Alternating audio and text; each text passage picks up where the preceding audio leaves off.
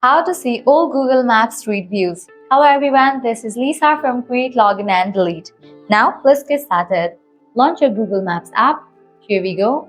Make sure you have already logged into your account. You will land to the Explore page. Now at the top you want to see the search box. Over there type in the place name that you want to search for. With that, it will appear in the map. Now over here you will see this picture kind of icon. Just click on it. And just with that you will see the Street View. Well, this way you can easily see all Google Maps Street View.